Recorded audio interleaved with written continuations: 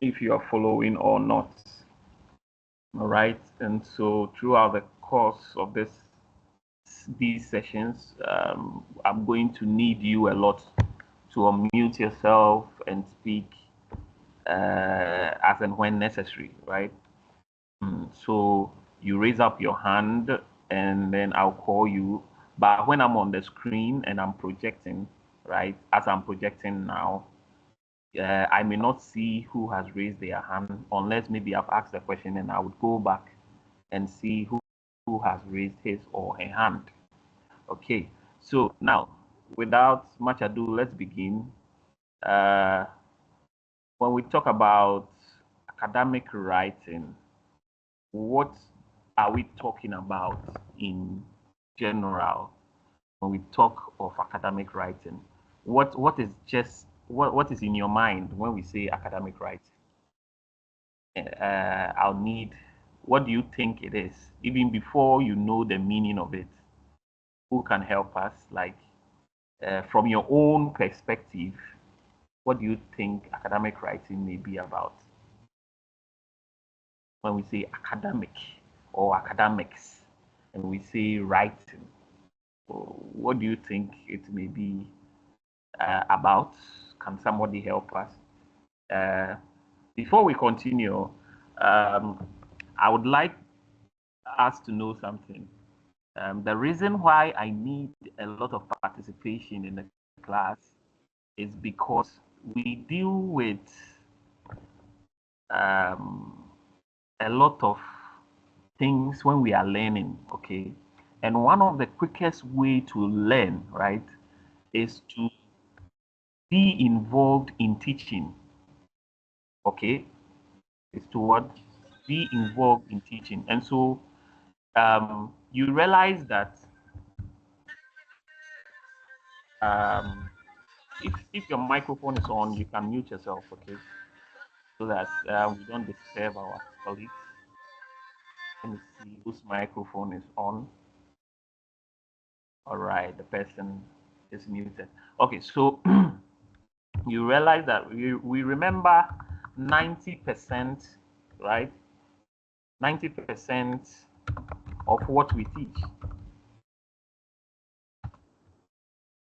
right? And so it is very important to understand things into details so that we can be able to be involved in the process of teaching. Because as for what you read and what you write, there are lesser percentages of what you are likely to remember. You get it? And so when there is a teaching session, right, you would want to be part. You get it? It says what? The idea that you is a popular claim associated with the learning pyramid or cloning clone of a cone of learning. These are methods, scientific methods of learning. You get it? And even though some people are saying that they lack strong evidence and it's considered by some to be a myth, according to ACR log article, while teaching others can indeed improve retention, the specific it's not supported by research, but there's a learning, scientific learning method, right? That proves that a lot of students, right, seem to remember more of what they teach than what they read and what they listen to. Do you get it? And so it is very, very important to keep these things in mind, right? Very, very important. Okay, so you want to be involved in the teaching and learning process of everything. This is why I'm taking my time. And also, the way I teach is that I want to involve you. So when I create events in your mind, you are able to quickly remember those events and you know the time that we were talking about this the time that, and the way you contribute, the way a manner you participate would also help you in quick learning. So this is why I want everyone to be involved in my classes, right? I know that most of you, this is the first time you are joining my class. And so I just want to explain that before we start. It's also a nice way of taking some time for people to be joining in. You get it? Is that a wise thing to do? Great.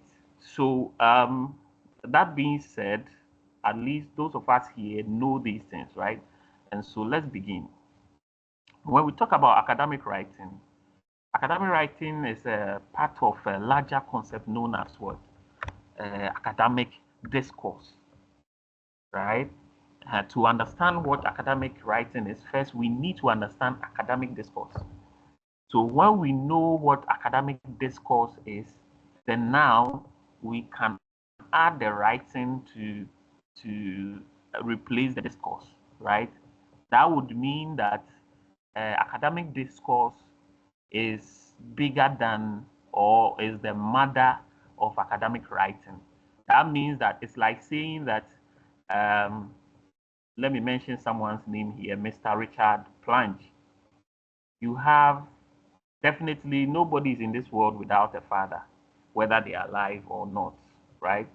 So you have a parent, and under the parent is the children or the child, right? So in this case, the parent here is academic discourse, right? So academic discourse would act as the parent over here, or the mother. Let me just say the mother for simple terms. I'll be making it very practical for all of us to get it. But you see, sometimes your mother can have a mother too as well. You get it? And we are going, hey, let's be mindful. Lily phone, your microphone is on. Kindly mute it for me, okay? So that our people can enjoy the session. Okay, if you are not, I think I would disable your mic. All right. Okay, so let's be mindful, otherwise it will interrupt the sessions and we will not have a very nice session. Okay, so when we talk of academic discourse, it will be like the mother, right? As I was saying, the mother. And then academic writing will be the child. You get it? Or the firstborn. Are we getting the concept? Yeah. So we have, and we are saying that you see that the first writing says that academic writing is part of a larger concept. So academic writing, the one that has the writing in it, is just a part of academic what? Discourse. So if you have a tree, academic discourse will be at the top. Academic writing will be part of something within it. It's also like saying you have a big tree, and when you say a tree comprises of branches, leaves, fruits, stem, roots as well. All these things make up a tree. You get it? So in this case, the tree will be called what? Academic discourse. Did you get it? Now we'll come to know that there's also something higher than academic discourse, and we are going to learn about that very soon. Okay? All right. So that is what we need to know about academic writing. It's part of a bigger body of concepts. All right? And we have a couple of them that we are going to talk about in this session.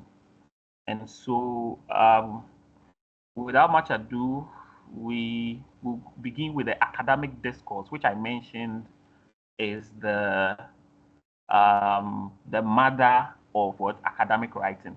I'm taking this one by one so that we'll be able to get it. So let's follow closely. Okay.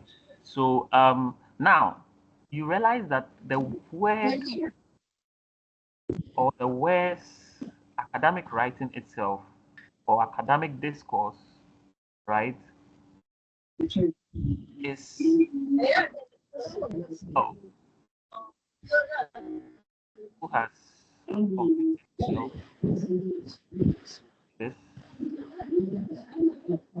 Let me disable your mic. The reason if I disable your mic, even when you unmute yourself, it will not work. You get it. So let's be careful as we join. Um, the word academic discourse, okay, let's break it down, which is the mother, right? Let's break it down into smaller constituents, right? Um, which we learned in academic, critical thinking, right? Analysis. So we break them down into pieces, and then we can understand them individually, and then we'll later bring them together and then get the whole concept of it. So when we say academic or academics, what do we mean? Many a times when we talk about academics, the connotation that we give to that word is education, right? So let's say we type, I hope you can all see my screen. Let me know if you can see my screen, academics.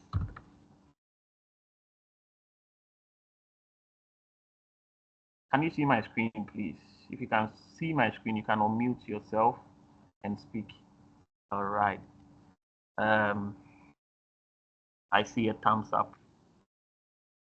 All right, so I think the screen is loading. All right, so we have a teacher or scholar. That's the first meaning, right? Which is coming from the noun, the word itself being a noun. If you take the word being a noun, the meaning would be a teacher or scholar, all right, in a university or other institute of higher education. So it's either a teacher or a scholar. That means someone, a scholar, which means someone who has dedicated his time on a particular topic or subject and have done his necessary research into that and have gained knowledge as a result. Such people are termed as scholars, right?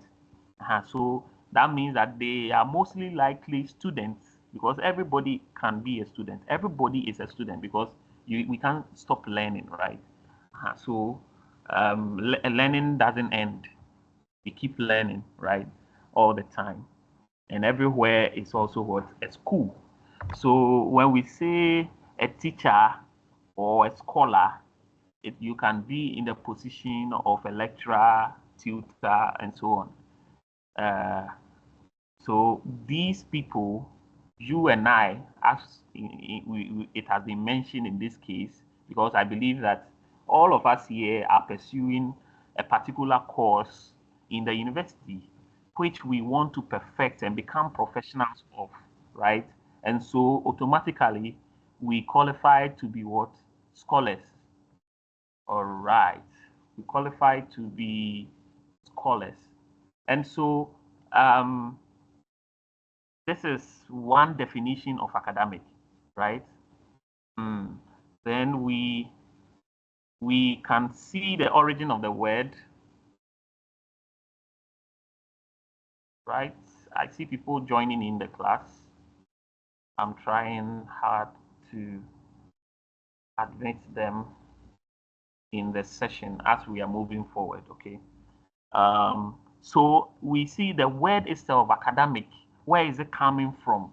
So it came from the Latin word, right? Meaning what? Academia.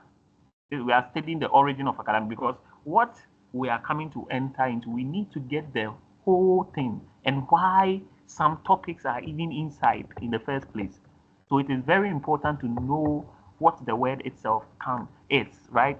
And so we learned that it first came from the root word, the classical Latin meaning what? Meaning academia, right? So academia is a Latin word. It has been adopted into English right now as a noun form of academic, but it's also academia, right?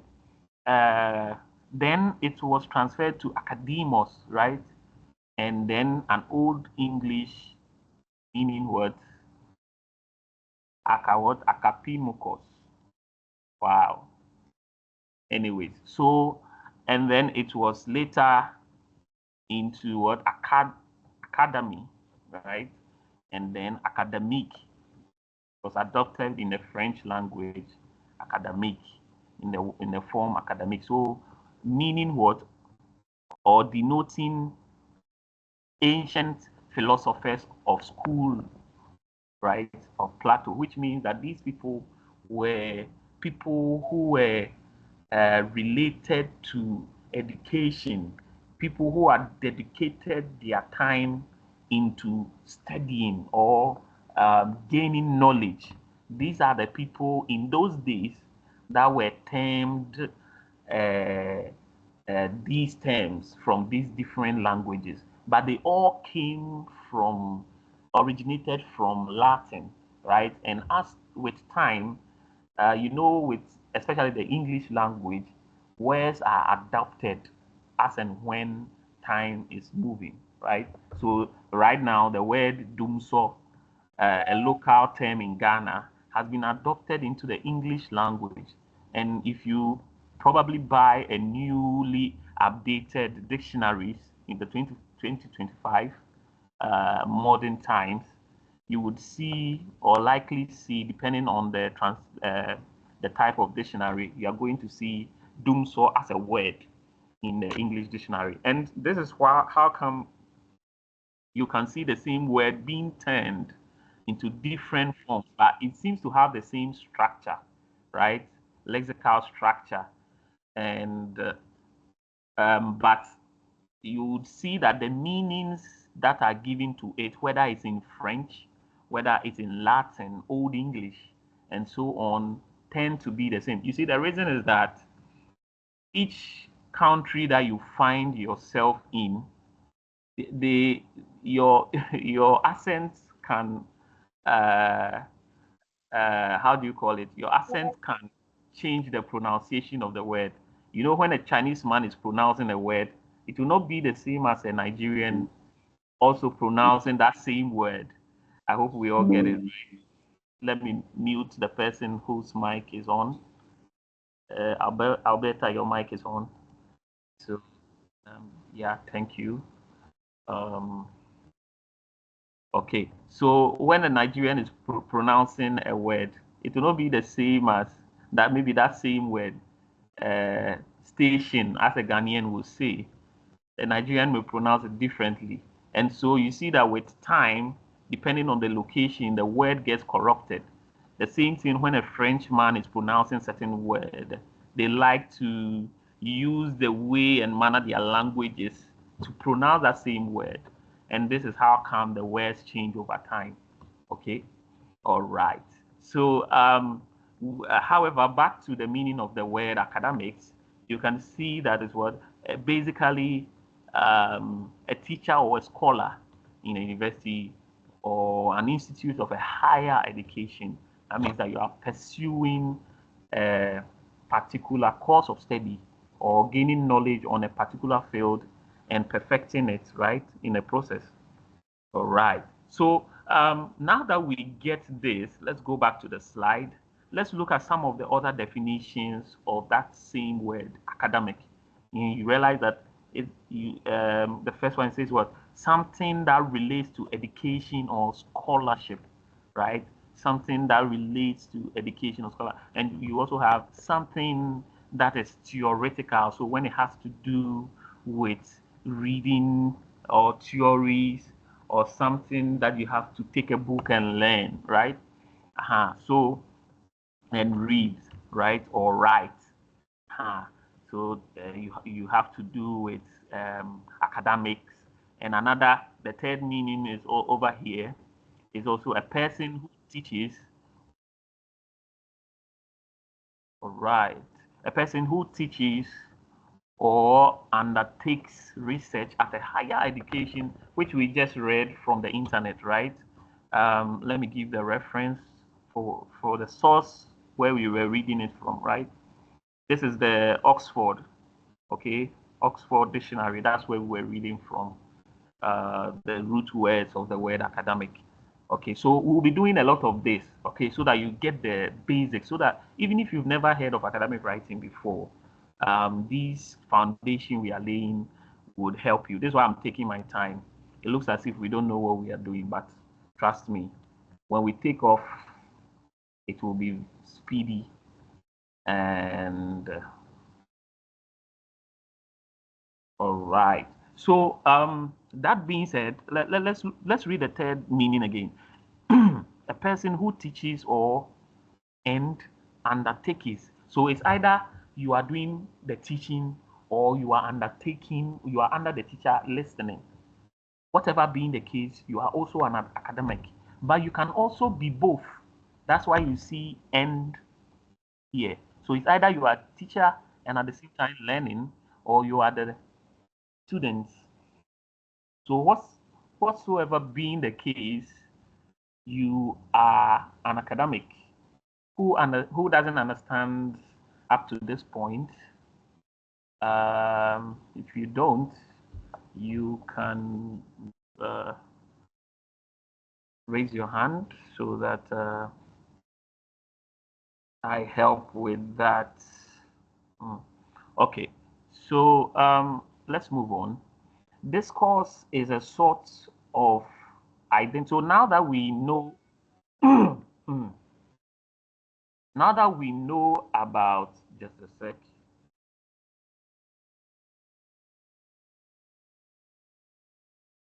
So now that we know about uh, do you have combined slides for this year? Okay, so now that we know about how do you call it? Academic, let's move on to the other word that was attached to it. Mind you, when we began, I said academic discourse is just like a parent, right? And you being a child.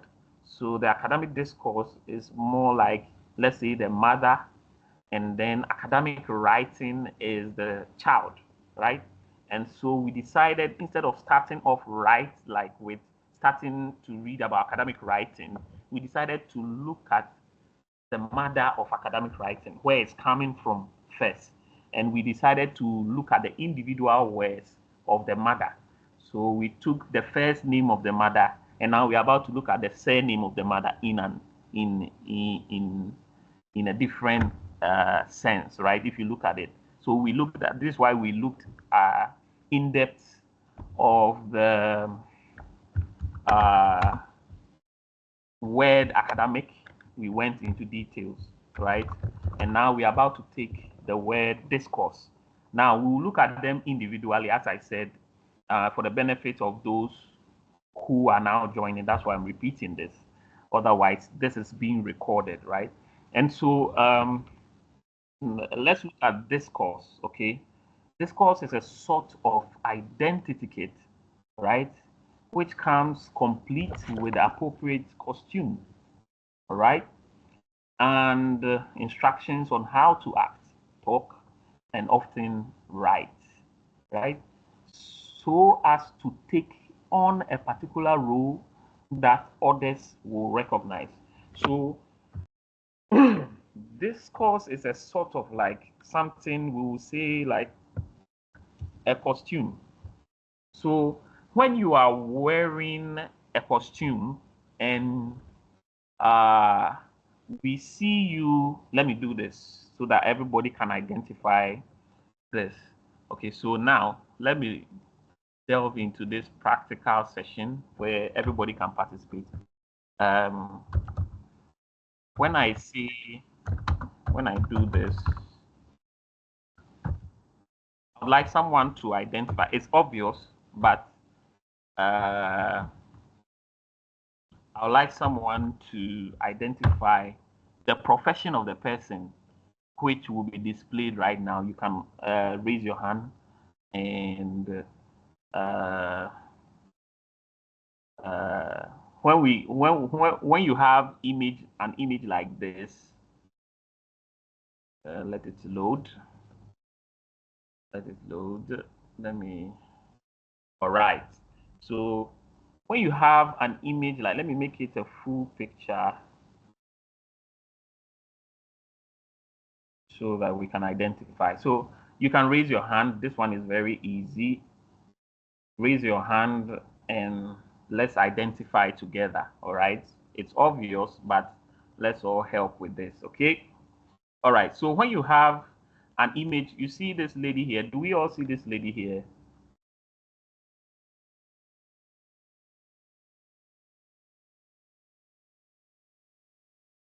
Yes, sir. Yes. Okay. So what profession do you think this lady is into? Which profession do we think this lady might be into? Any I think a idea? lawyer.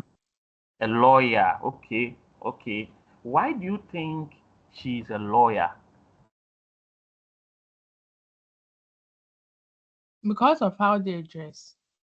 All right. You see, so she has an identity kit, which may be the wig on her head, that white one, and maybe the robe she's wearing, right? These were your identifiers, right? That helped you. These are the things that helped you identify her profession, right? Uh, and then let's say the white cape around her neck, right? And so when we talk about identity kit, right? Discourse as an identity kit. Some people are still in the lobby. Let's admit them. Let me admit. I'm sorry. I'm sorry for this. I'm supposed to. Some of us are using a third-party mail, and so we're unable to join automatically. And so this is why I have to admit. Okay. So forgive me for this. Mr. Banini is here. Mr. Banini, are you here? Uh, Yes, I'm here. okay. I'm making you a presenter, so you help me admit people. All right. Okay, okay, no All right. problem. So thank you very much, sir. All All right. right. So it's done now, sir. So you can begin.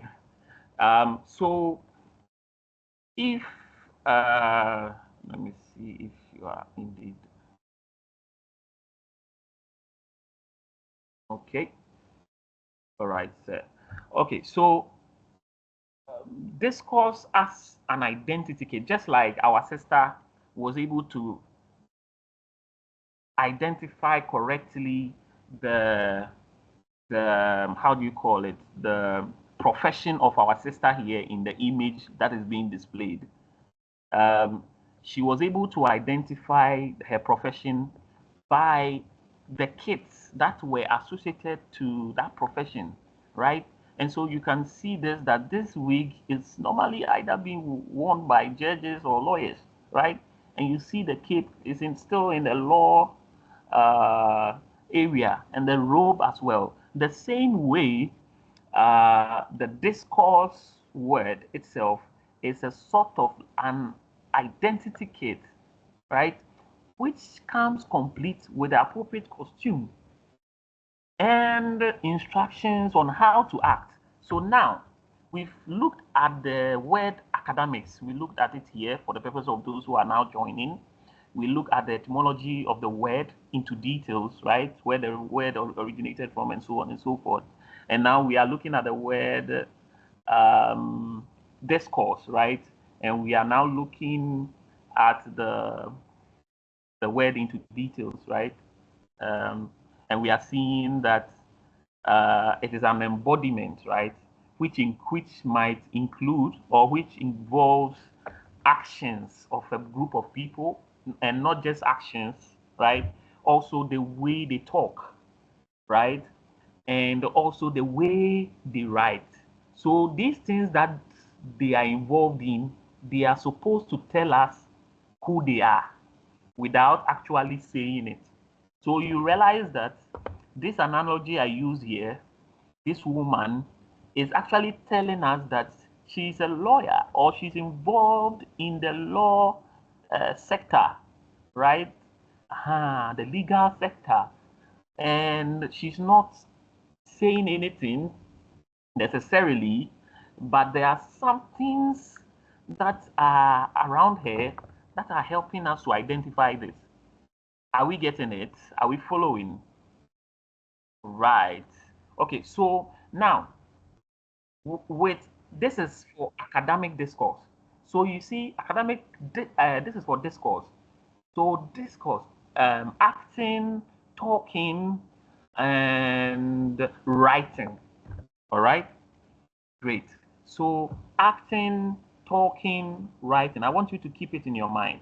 Now, academic writing comes in when we now have to zoom in on only the action that helps us to identify that group of people only by their way of writing. And so this course entirely is just zooming in on identifying these people or these professions only by their way of writing. All right? Are we getting it to this point? So this is entirely what we are about in this course. So now, we are now going to delve in deeper on what it entails in writing, right? Uh, what are some of the rules there is when we are writing? Do we need to? So now that we know this, you realize that one needs to pay attention, a close attention to whoever he or she thinks might hold their book or paper and be reading. That in essence, you must always think about the audience or the people at large who might read it, the target audience.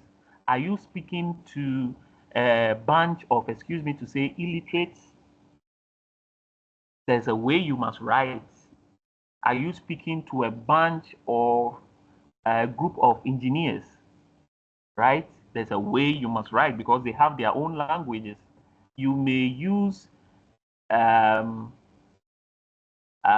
someone, you may target a group of engineers and be communicating to them, but maybe a lawyer may take that same piece and be confused, or a politician might take that same write-up and be confused because terminologies that may be used there may not be that of their field. And so, as an academic writer, you need to pay attention to all these things. I think I've laid the right foundation for us to begin the course. If we have some questions at this point, we can ask before we continue. All right? Is that all right? Hey, the feedback is very, very important to me. Okay, so let us do well to give the feedbacks. You can unmute yourself and speak. You can also show by actions your how do you call it, the thumbs up or so, right? So that I know that you are following. Okay, great. So now that we have looked at academic and then discourse, and we are saying that academic discourse is the mother of academic writing. Now, and we are now seeing that academic discourse together may be an individual who teaches or who learns, because remember, academic is someone who is engaged in what? Scholarly activities, right? Something that's related to education in a particular field, right? And trying to perfect that that field.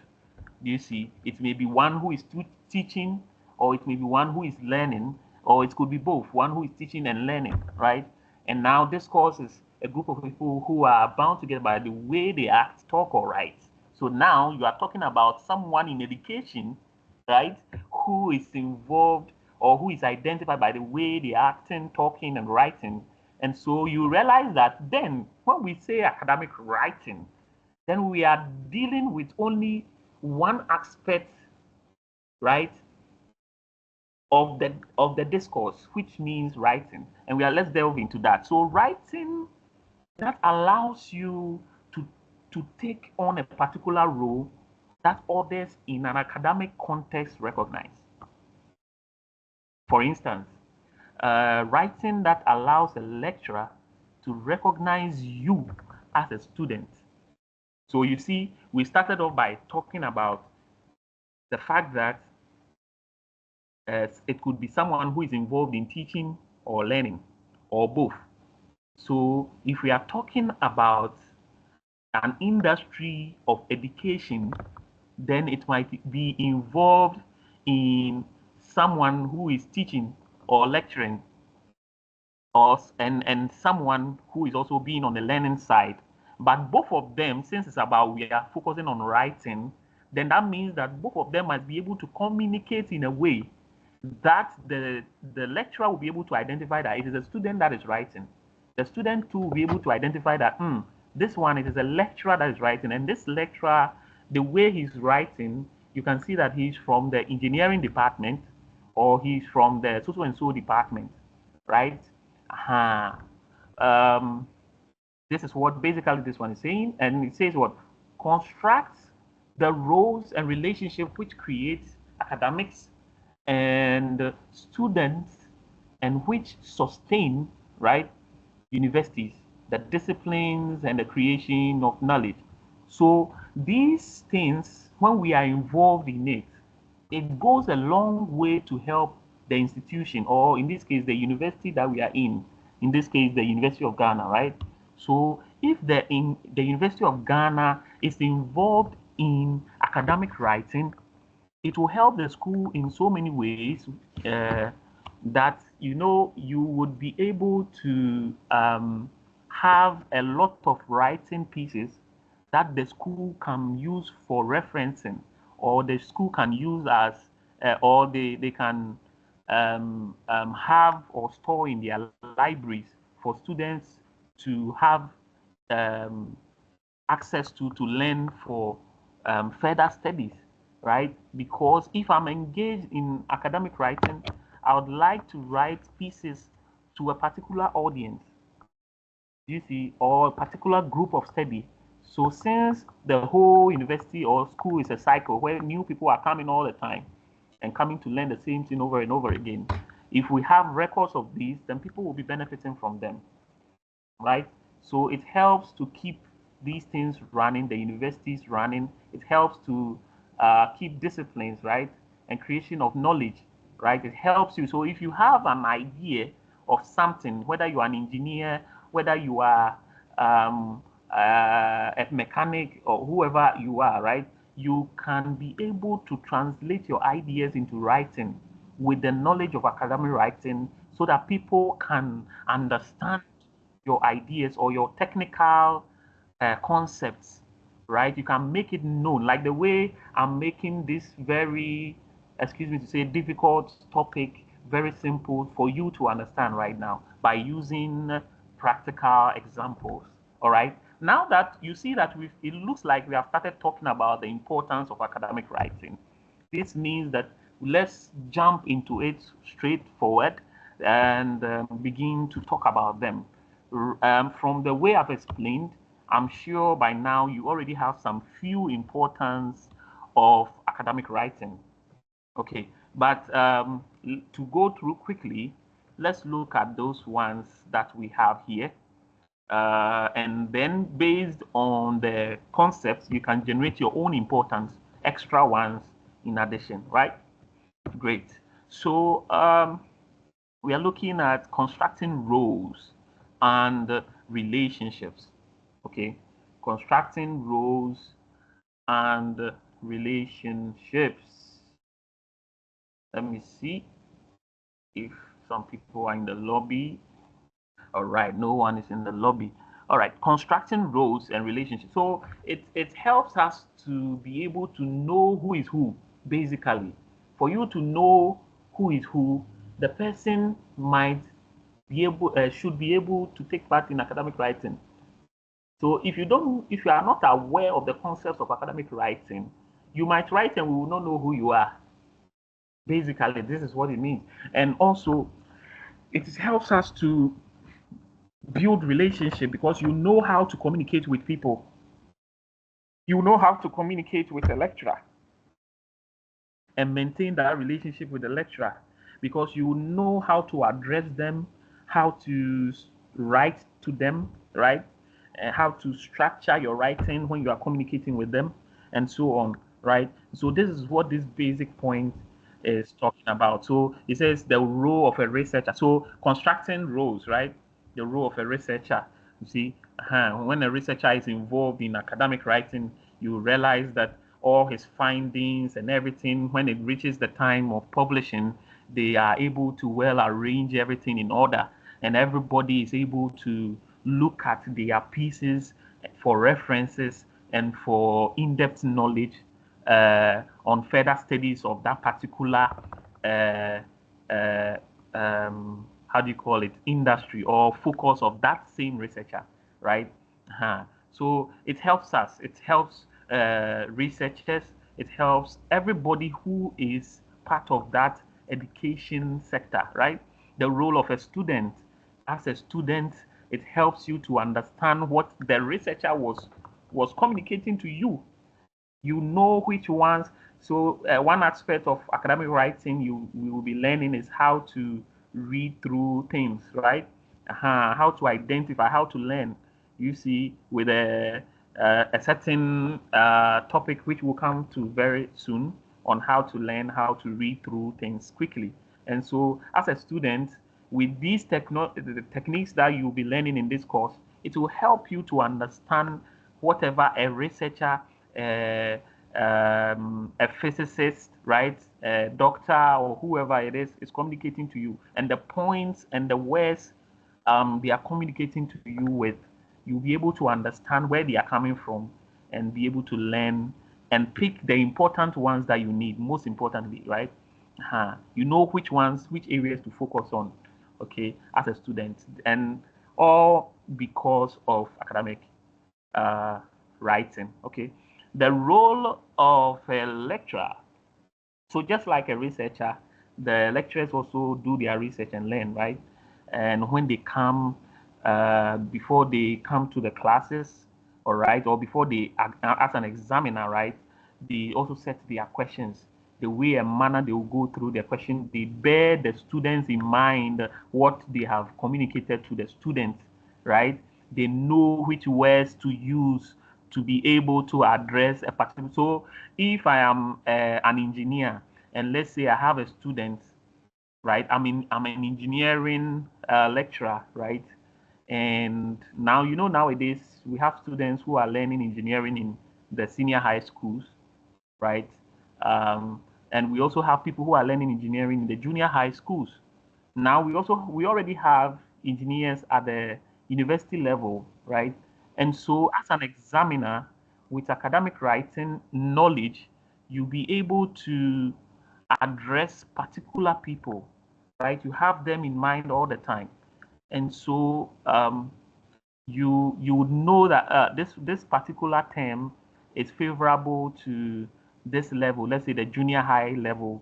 This kind of questions is favorable to the senior high level, and then this other one may be favorable to the university level. You see, so as an examiner, a lecturer, you bear in mind your audience. That's one aspect of it, right? You are able to, because of the audience you have, you control your words and you know which structure, what to use, how to use it, and so on, and where to use and when to use them as well. Is that all right? Are we following? Are we following? Are we enjoying the class? Right. Okay. So we have sustaining universities, which I've already talked about, but let's look at it again. All right. Into details. Sustain. How does it sustain university? So creating knowledge through writing about research findings. And I spoke about this some few minutes ago, where everything that you have found as a researcher or someone who wants to generate you see, one thing, the reason why I teach like this into details more than necessary is not just only for our examination, but I believe that we should be able to get the concept that we can use to recreate in our environment or even for personal use. And so many a times people learn for the true and poor aspect. But you see that when you learn holistically or extensively, right, you will be able to recreate it and maybe even form your own philosophies. You get it from the way that is being taught. You'll be able to get extra knowledge and know that, oh, this is how I can also use this and that. Doesn't mean that this one and that. This is why questions are very important. So now, when you form those things, it helps you with academic writing. You're able to construct them theoretically, right? You're able to communicate them for other people to learn from what you have learned, right? And so this is the purpose. This is one of the purposes of academic writing. And when you publish them, the universities can have them in their libraries so that people can use them. Because most of the universities, like University of Ghana, for instance, the government can go to University of Ghana and inquire of them some of the research work that some of us may have published, right, in their books. And this is what they use to run the country most times. The masters, doctorate people, the thesis, and so on. These are some of the things they go, the ideas they tap in it, maybe perhaps add their few this thing to it, and this is how they run the country, right? Other people from different countries, other presidents, they come to the school and then they get these findings, right? You see, so communicating them, now you understand that because it's like a whole audience, right? You need to write it well so that it can be able to reach to the people that you are targeted, right? Or the people that is necessary for them to be reached. And so in the long run, it helps the university to also make money or some few coins from it, right? It helps to sustain the universities in that way financially and also knowledge-wise, right? Transmitting knowledge through the publication of written material, such as books, journal, articles, theses, long essays, and so these were some of the things. So it helps to transmit. So after you get your own theories, you arrive at your own findings. You are able to publish them so that people can have that same knowledge. So in essence, you have transmitted or transferred that knowledge through your writings in a form of publication through books, all right, or journal articles, theses, long essays, right?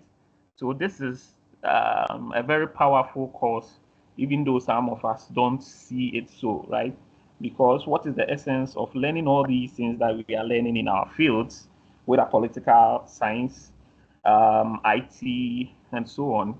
If you are not able to communicate some of these things as um, people who are going to come up with very brilliant ideas, then we will not make any good use of our findings, right? So it's very, very important. Based on this, we can generate more importance, right? Right. So let's move on to some of the features, right?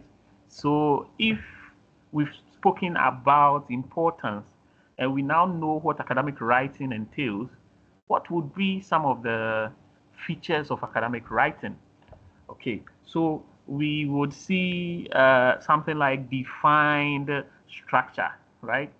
Defined structure. So you realize that since you have a particular people in mind and you need to write in a way, then there must be a certain structure that it must be in, so that people be able to identify who is writing and where the writing is being directed to.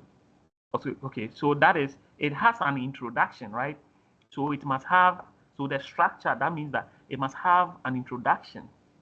Okay, it must have a middle, which means like a body, or in other words, a main section. So it can be called, the body can be called a middle, right? Or a main section or body, right? And a conclusion, right? It must have a conclusion.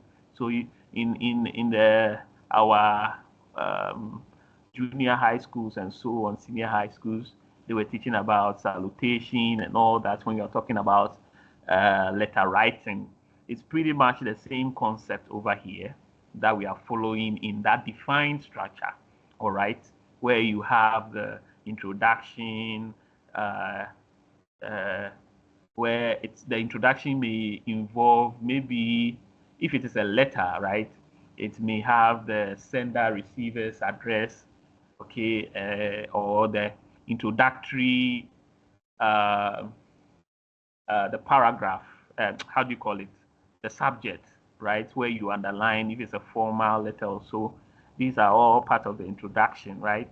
And maybe the first paragraph or so, you get it, which might not necessarily be part of the body, right? And then you have the main content, which is the middle main section or body, right? And then obviously the conclusion, which might be another paragraph, but this time is out of it, or concluding everything, right?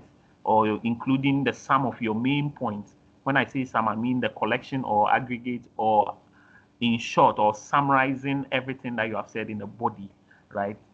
Or it may also conclude, it may also include your signing out, which may be in which your initials may be involved, right? So a powerful writing may have this defined structure. You get it? So it's very, very important. You see, so academic writings have a particular structure that it must be in. And these are the things that I've outlined here. All right. Okay, so the formality, right? The formality, the use of chatty slang, the use of chatty slang or text messaging language is avoided. Okay, the use of chatty slang or text messaging, where is it, is avoided. So when we talk about formality, basically what we are saying is um, you are basically this time around, if it could be that your audience are high profile people, you must have in mind that always that you are addressing high profile people. You see, remember when I was talking about the findings, I was talking about other countries even having access to your piece. And so you can have presidents reaching the university to have access to your writings, your thesis, because they may have heard of it. And so you don't know who is who. And so you must try and be as formal as you can, right? And so academic writings have a feature of it being formal. You see, formal. And so you don't have to use words that are chatty. That means that the normal local parlance or the jargons and mannerisms that we use during our informal chats in the social media realm, right? So you exclude these ones, and also slangs, which means local parlance, which means like maybe pidgin or certain terms that we use. You get it? In our chat, and sometimes we use them so much that they become part of us. Even when we are writing, they keep coming at us. and sometimes you are forced to use them. Anyways, and also the way and manner we use words in a shortened form, they may not show full respect. All right, and so in formal writings we try to expand words. Sometimes we just want to be lazy and just combine the words and move on, right? But in formal writings we are supposed to expand them, right, in their full form, in an essence, or in writing. This is supposed to show a certain level of respect. All right, this is the same way. So where you use will, you see people use would instead of will. So some of you, when we are doing these writings and I tell you to send to me, you see that I change those words in that order, and I try and change it. You'll be like, why do you need to do this? You see, because at that time, that communicate there is a formal one, right? And so you need to use formal terminologies, right? And so this would explain why I would do these changes in the write-ups. All right? Awesome. It must be kept to an absolute minimum. So what I would rather tell you is that because in order, you don't know the audience that would be so much of a respecter of these small things, who would easily be discouraged by seeing these things. And so you would want to be as respectful, or in a sense as formal as you can. All right. So saying that it must be kept at an absolute minimum is just an understatement. You must take it with full attention, right, and be able to flow, right. The writer's language must be measured, right, and emotionalism should be avoided. So when you are speaking or you are writing, we're talking about writing, sorry. So when you're writing, it is necessary, especially for formal ones. One of the guidelines in formal writing is that you should avoid emotions, right? Try to involve a lot of our Ghanaian people. We love doing that, which is wrong, right? When it comes to the professional environment, we should avoid expressing emotionalism in our write-ups and express a lot of professionalism rather, right? You let the law work in the area of formality and professionalism. You see, you don't use emotions to come and communicate.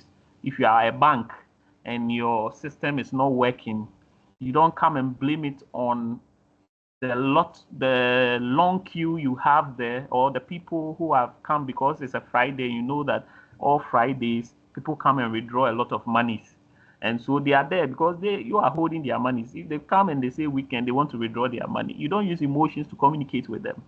Do you get it? So you communicate even if you are emotional. Sorry, you would communicate. You should be able to communicate with them professionally, right? Avoiding any level of emotion, right? The same thing with a policeman, right? No matter how you feel from whom or who has made you angry, or a criminal who has made you angry, you don't go and exert your emotions on another person. It shows on professionalism, right? So you have to show a certain level of formality, right, in your communication, right? And this is very important when it comes to formality in academic writing. All right? Am I making sense? Are we following? Are we following? Or I'm talking to myself? All right. Can I have some feedbacks? Anybody here with me? All right. All right. All right. Okay. So that being said, let's move on to the next feature of academic writing, right? What are some of the things that we will see still? It develops a clear and sound argument. Now, when we talk about clear and sound argument, you would realize that academic writing, which is also part of a mother topic, which is academic discourse, of which we are going to also know that academic discourse is also a child of another, which we'll come to very soon. We will realize that discourse itself, all right, before academic, discourse alone is actually part of a broader concept which we learned. Actually, a lot of people have not recognized that I noticed that we actually studied discourse in critical thinking, which was a previous course to this, where we studied factual, where we studied factual statements and verifiable as a verifiable what statement, right? Which was under, we had empirical, and then we had what we have about three forms of sentences, right? Which we learned under critical thinking. You get it? So from sentences, we moved on to discourse, which was more of a paragraph writing more than a sentence. You get it? So we graduated from that, and then we entered into argument. You see, so in a sense, we learned discourse. Do you get it? So if we are learning about discourse, which we learned, let's look at discourse since we've looked at academics. Let me just add it here and bring it here so that we look at discourse also alone.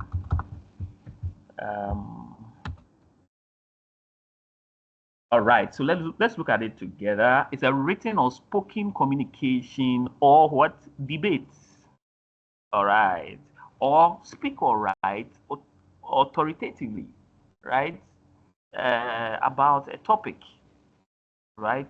A formal discussion of a topic in speech or writing. Are we looking at it? Yes. A connected series of utterances or text, or you can say, since we are doing academic writing now, we can say a connected series of texts or writing. You get it? So this is discourse. So now back to the slide. So now, if it helps us to understand an argument, or if it is a feature, right, and it's helping us to understand, how would it help us to understand arguments? That means that if you have a particular topic, right, it will clear you off of any doubt because of how it will be communicated. You will understand things so much so that things will not leave you in the hanging. You will not have questions in your mind as to something that you didn't understand, because things will be communicated to you so clear and so sound that there wouldn't be any basis for arguments to be made. And this is the purpose of academic writing. And this is also one of the features as well. So it must possess this feature. So that, because academic writing, we are going to see that. Okay, let's talk about the features. I think it is one of the features. So we are going to see it very soon in our next few features. But what I want us to know is that it makes it so clear because of what we are going to learn in this topic. It makes it so clear and so sound. You get it? That we'll be able to understand everything when it's someone who is involved in this topic is communicating through writing, right? It's also evidence or research based. That's one feature. Another feature, the fourth feature, evidence or research based. That means the first feature was defined structure. The second was formality. The third was what? Clear and sound argument, right? And evidence or research based. That's the fourth one, right? Evidence or research based. How does it include this? how is this feature used, right? So it provides supportive evidence for the argument made. So the reason is that because it provides clear and sound mind, how it does, this was what I was going to say, but I wanted us to read it first before I come to it. So you don't just use your mind to be making your write-ups because you want to be clear or provide a certain level of understanding to your findings. You relate it to other findings that have come out that is the same as yours. And so this, in a sense, provide a certain level of evidence on the research that you have done. So it is backing your claims, right? And this is how come it makes it clear. It makes it clear and sound, but it's also giving people evidence on why they should believe your findings or why they should apply it in their countries or put it to use, right? So arguments are supported with examples, all right? Citations, statistics, explanation, references to authority, etc., etc. So basically research evidence-based. You get it? And so in your writing, you must be able to include some of these things, right? And you must be able to quote those people that you use. And this is the next feature that I'm going to talk about, which is what? Multi-voice and reference. Because you want your thing to be evidence-based, you would go and quote, let's say you picked a certain knowledge from, let's say, Oxford Dictionary. You must credit the Oxford Dictionary team. If you quoted a certain news agency, you must be able to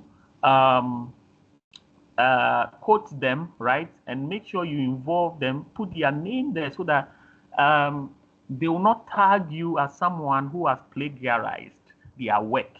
So this has led us to the word plagiarism. A lot of us have heard the word because we are not an entirely, English is not our mother tongue. It is allowed. However, those of us who do not know, right? Let us look at the word together, right? When we talk about plagiarism, let's look at it here. Are we seeing the screen? Still seeing the screen. Great. So, like I said, those who are joining us, the feedback is very important. You can use the emojis to give a thumbs up or something to communicate well. In as much as we are enjoying the class, we are also providing feedback. If you are busy, you can use the emojis. If you are not, you can unmute yourself and speak to give that feedback. But if you have any question, you can raise your hand and later on we'll look at it, okay? All right. If it is taking a lot of time, you would send it privately and then we'll look at it in our next lessons so that we can move forward. All right. Great. Okay. So plagiarism, it is the practice of taking someone else's work or ideas and passing them off as one's own. You see, so if you are making a write-up and you don't reference where you got it, you don't reference where you got it, you would be, it will seem, first of all, it will seem as if it's coming from your own mind or yourself. You get it? So it is very important to make known where you got it from. And so even in newspapers or news articles and so on, they involve or they include the source. So some of the online news platforms, they involve where they got the info from. You get it? Or the credit. The same thing when you are using someone's photo or something, you must credit. You get it? But in these days, it is what it is. But I pray we will not be like those people. But actually, in some countries, this is a very high offense and it's actually punishable by the law. Okay, so it depends on where you find yourself. They are all. It's actually a criminal something across the world, and we even have international copyright movement or this thing agencies that enforces that law, even not in just one country, but across every country. They are monitoring who is using whose work, and they will sue you for those things, and you lose a lot of money, right? So it is necessary to credit them because maybe they may have also spent money doing their research and all that, just as you may have as well. All right. So just using this opportunity to inform those of us who will be involving in these ones to also be careful when it comes to that, in as much as we are learning. Remember, I'm not just teaching for the exam, but I'm also helping us to learn extensively. All right. Great. So apart from the reference, you see that when you now quote a lot of people in your writings, you now realize that you have different sources where you got your things, your info, to add to your findings, right? Or to make your findings evidential, right? And because of that, you tend to the writing is now termed a multi-voiced.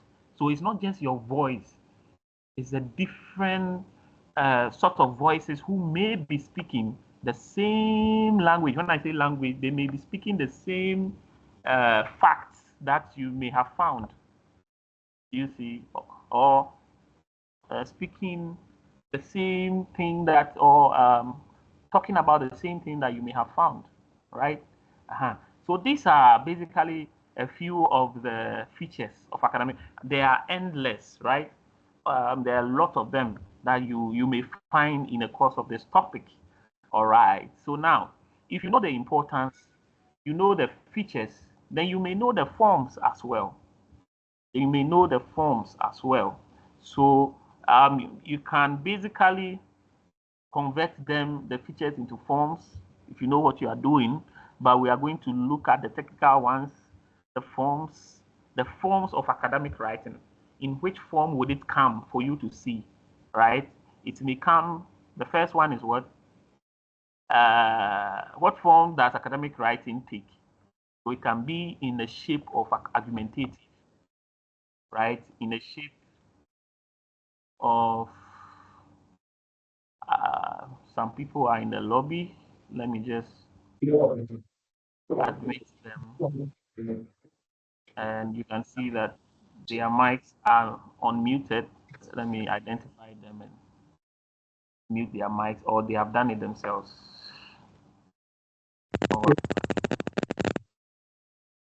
Charity, your mic is on. Kindly mute it for us, okay? Okay, sir. Sorry for that. Hey, Charity, it's like a man's voice, or I'm sorry if you're a woman. This is my voice. That's that is how my voice sounds like. Oh, okay. It's a lady. It's a lady. Yeah, It's a it's a lady. lady, yes. Don't Okay, worry, okay. that's how my voice is. So take it like Don't that. don't mind them. Don't mind them. All right. Thank you. Oh, you're welcome. So continuing, all right, argumentative is a form that academic writing may take. All right, it's a form that academic writing may. So, like I mentioned in some few minutes ago, I said discourse is a form of writing that is related together, right? It's a form of speech or writing that is related. But in this case, we are talking about writing, academic writing, and so it will be a text form, right? So obviously, this will be a form. So you can actually pick the forms of academic writing from the importance and also the features, and you would know that this thing, okay? But except that for technical purposes or for the purpose of exams, all right, you need to learn these ones I'm about to talk about, these forms that I'm mentioning specifically, all right? So we have argumentative. This is writing that presents someone's perspective on a given topic, right? Let me just look at who are in the lobby now because I just heard the sound. Okay. So this is a writing that presents someone, okay, someone's perspective on a given topic. The person's perspective has to be informed by evidence.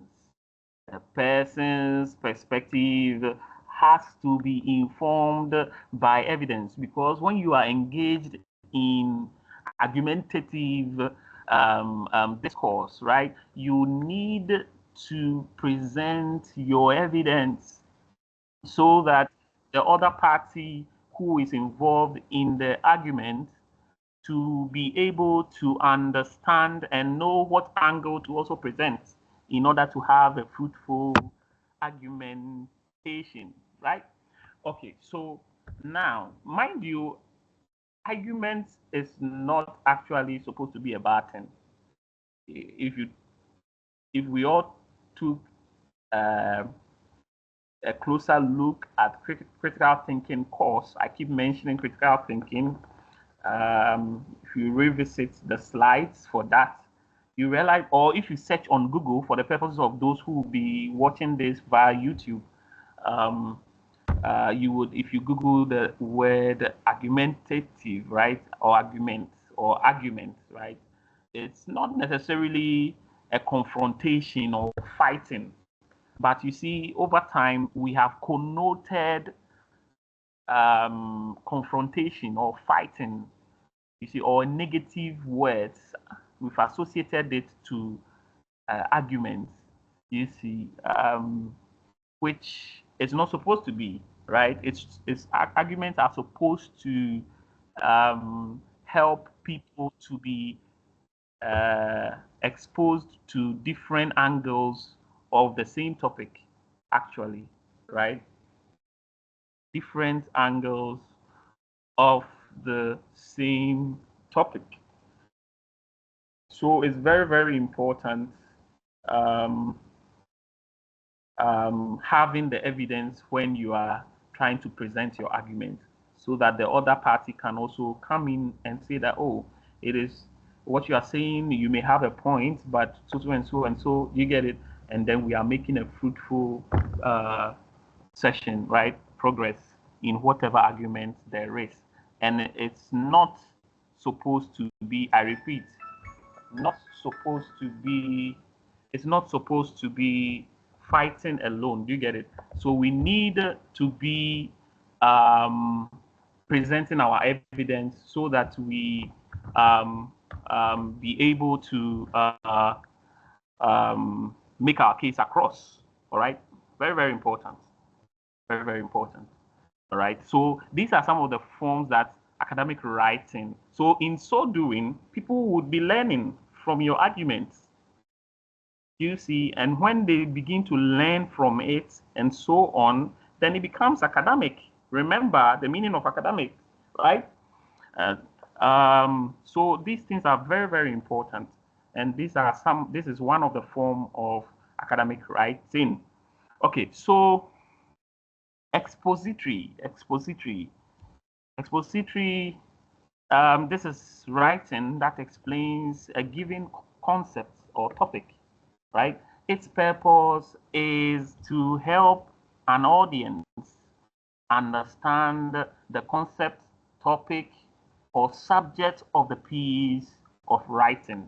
All right. This is writing that explains a concept, a given concept or topic. So it's exposing you into the details of a topic, right? And going into, I'm sorry for the distractions. I've been trying to admit people, and people are rather calling at this time. But I'm sorry for this. Going forward, we'll try and do our best, okay? All right. But I've made sure that it has not been able to cut our lessons, right?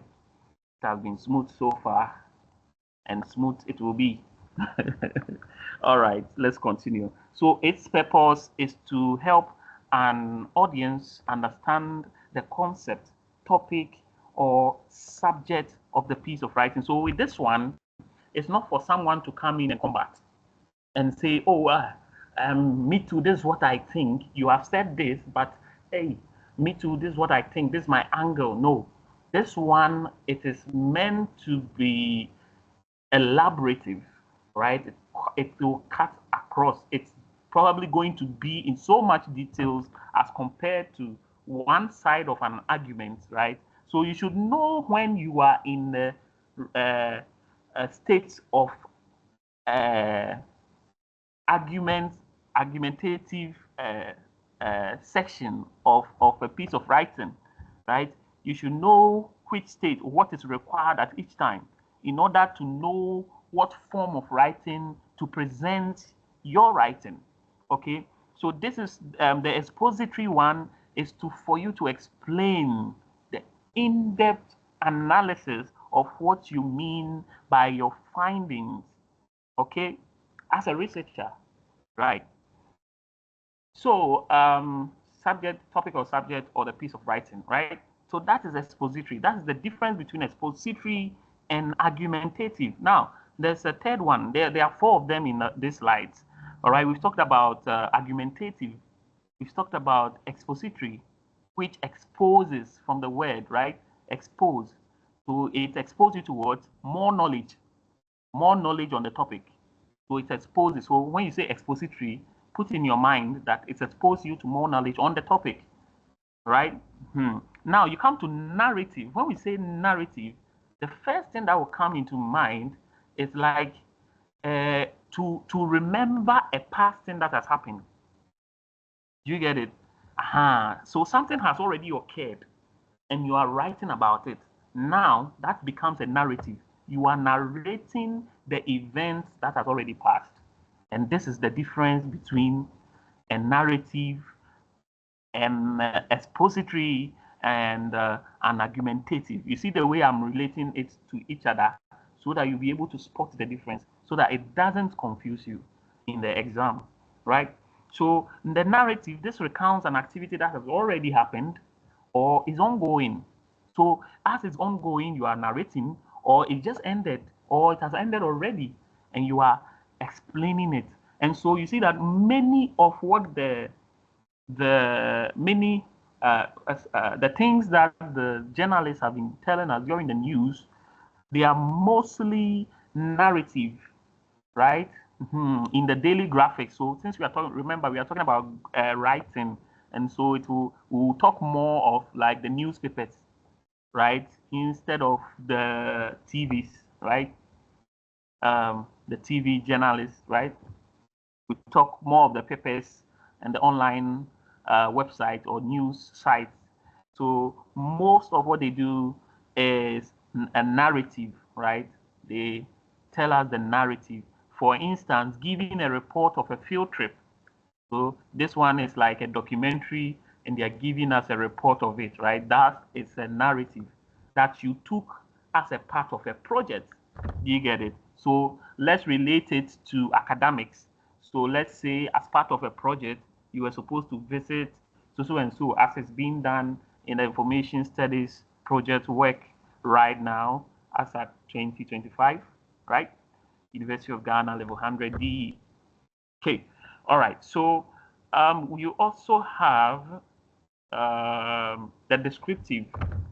Okay, so mind you, report narrative has to do with reporting something that is has already, mainly what has already occurred. All right. No, now descriptive, people confuse it with a narrative. Descriptive involves presenting a description of something or an activity you have been involved in.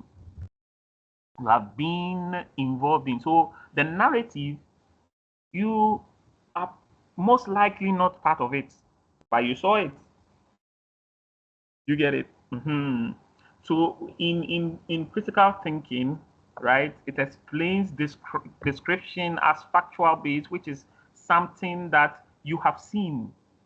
You get it? Something you have seen, because you can only describe what you have seen. You get it? You can only describe what you have seen. So academic writing is saying that the writing that presents a description of something or an activity you have been involved in. For instance, you may be required to describe the processes involved in a certain experiment you performed. Because you performed it, now you don't narrate it, you what? Describe it. This is the difference between the narrative and the descriptive. All right. Are we getting it? Are we getting it? Any hand up? Any question? I'm trying to be as elaborative as possible. And so if you just joined, you have a question, you can raise your hand. Okay. Then I explain further. All right. Great. So you have to notice the difference. The narrative, the descriptive, the expository, the argumentative. These are all forms that academic writing may take. You get it?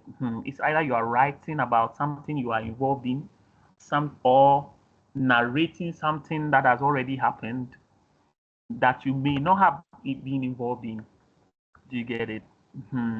Or you are explaining things into so much detail and you don't really expect any argument to come out from it. You see, so some of our colleagues who like to debate everything, it's not everything you should be debating. There are some things that should be left explained. All right. We should, unless you are looking at things from the political perspective. You know, politicians love to debate a lot, right? And so, unless you are a politician, okay, and this is how you used to even identify the roles. You see, we're talking about roles in academic writing, right? And so these are some of the identity kits. We learned it in this course, remember, that you use to identify the type of career that someone is pursuing. That's on the lighter side anyways. Okay, so a good academic essay is characterized by a healthy blend of these forms. So when you write, you must have some of these elements inside, right? You must blend it a bit so that you can have all these forms, right, inside so that it will be a more complete, how do you call it, piece, writing piece, okay? How do we engage people in academic writing? Engaging your people, do you see, in academic writing? All right, so one very important thing that you have to know about writing in general, right, and academic writing in particular is that it is a process. It is a whole process, right? It is a whole process. So since it's a whole process, that means that it will be a step-by-step, or it will involve a series of activities, or it will follow a certain plan of action, right? And so we need to bear in mind about writing in general, right? In general, you see. So engaging in academic writing, let's look at some of the processes that are, or the stages or the steps that are involved in writing. So before one writes, or before one engages in academic writing, you see, so we have writing and then we have academic writing, and we have talked about it, right? So before one engages in academic writing, you want to write and you want to bring out these findings or technical things that you've gotten. Now you want to communicate it. Before you do all these things, what are some of the things you consider? So we have stages. So we call something that we have a stage, like we have stages. And the technical term we call these stages is the process approach. This one, we have the process approach. And this is what academic writing focuses on more. So you put it in your mind, the process approach. And it involves, number one, the pre-writing stage, right? And you start with the drafting stage, which is number two, and then you have the post-writing stage. which is number 3, right? 3. These are 3 stages in engaging in academic writing, right? So first things first, pre-writing. So when we talk about pre-writing, what does it involve in? So even before we look at the slide, let's look at something. We looked at plagiarism. Let's look at pre-writing. Pre-writing, what does it mean, right? We look at the prefix of pre-writing, what it means. We define what the explanation of the term means. And so with pre-writing, we have what the initial stage of the writing process, focusing on preparation and planning before even drafting the actual text. It involves activities like brainstorming, outlining, and gathering information to clarify the purpose, audience, and main ideas of the writing. Effective pre-writing can save time and effort during the drafting and revision stages. I hope we understand. So basically, before we write everything, uh, we brood over the whole thing, right? We think through. It involves. Let's go back to the slide. Do we have them here? You choose a topic first. What are you going to write about?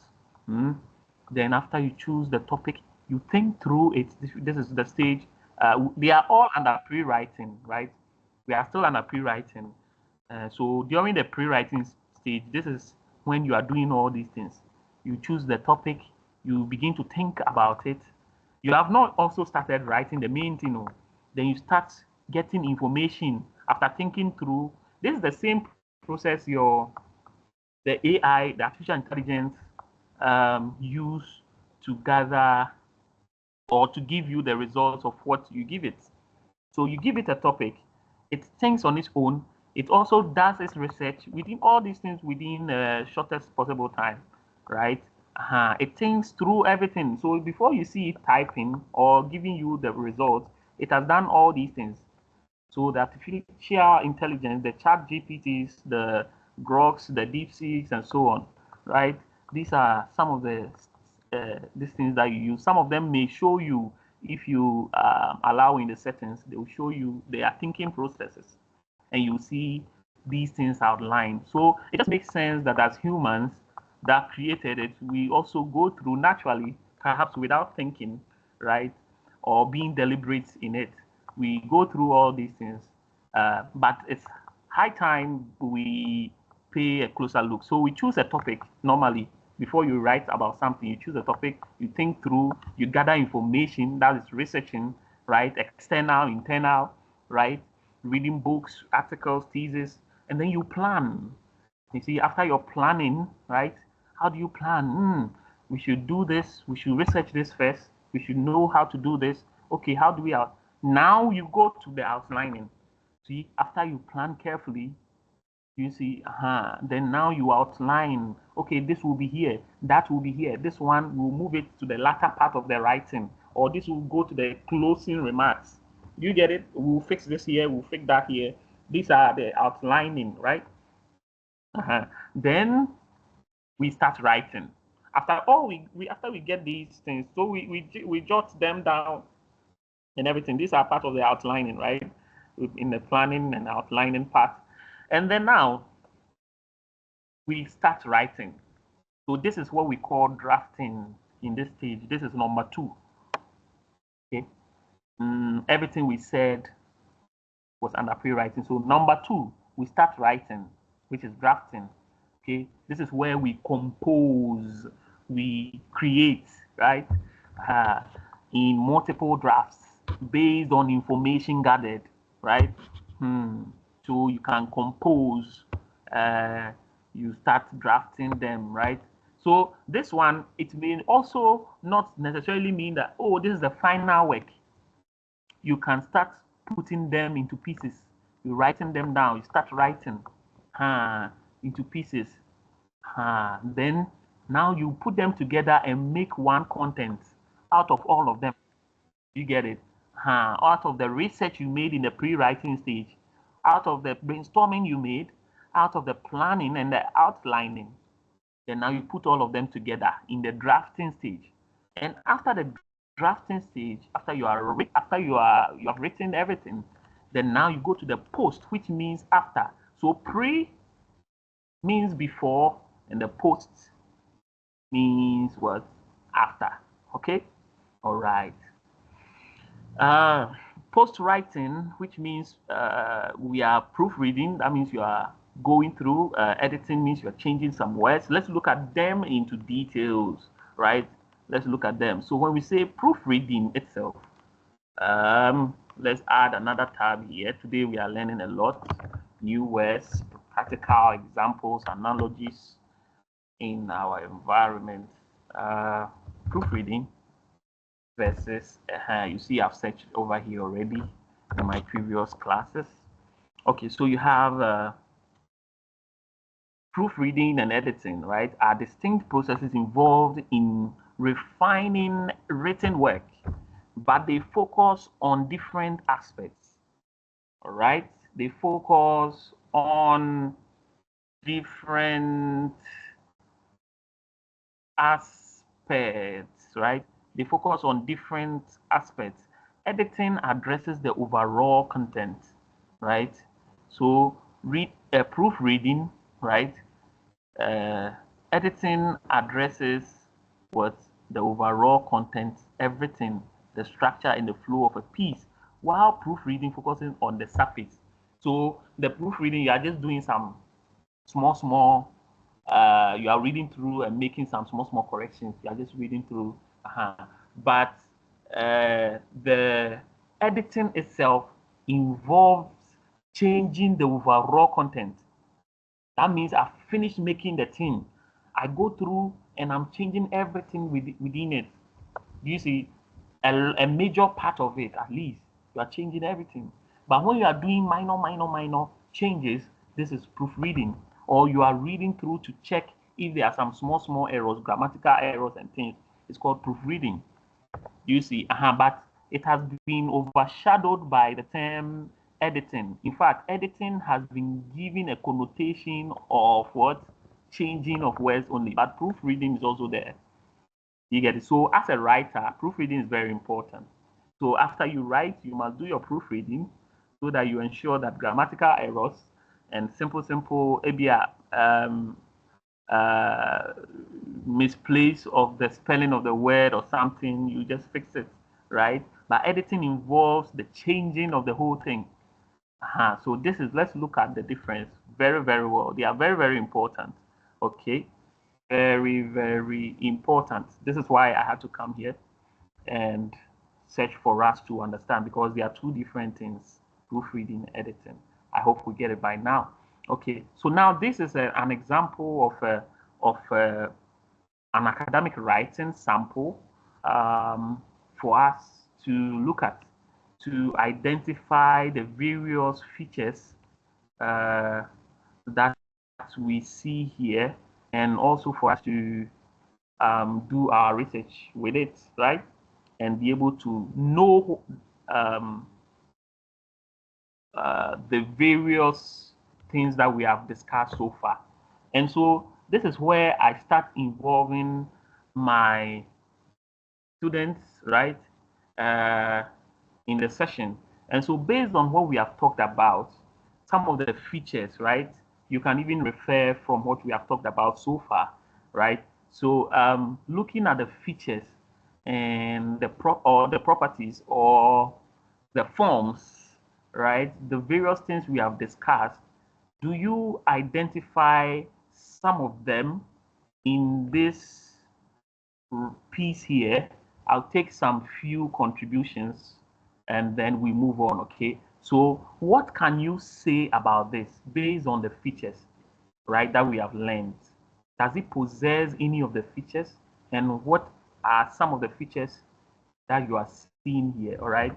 So you have this right up here. It says, well, traditional and modern leadership in Africa, leadership in Africa by JRAIE, right? The name is a Ghanaian name, JRAIE, right? So you have the need to study traditional and modern leadership is never as critical as in the case of Africa. In the words of Chazan 8 or 1992, leadership is one of the many guides to the intricacies of political processes on the continent.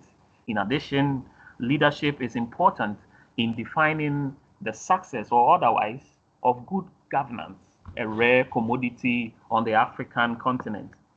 The richness of the continent's ancient heritage, the wealth of its abundant natural resources, and the vibrancy of its more than 800 million people conjures the vision of a secure, prosperous future. However, Africa has been reduced to a perilous and parlous state, badly lagging behind other regions of the world in human development. Much of this is explained by exploitation of the land and its people by a century or more of colonialism, whose dark legacy lingers still in the form of skewed cross-ethnic national boundaries and the clandestine pursuit of post-colonial foreign interests represented by multinational corporations.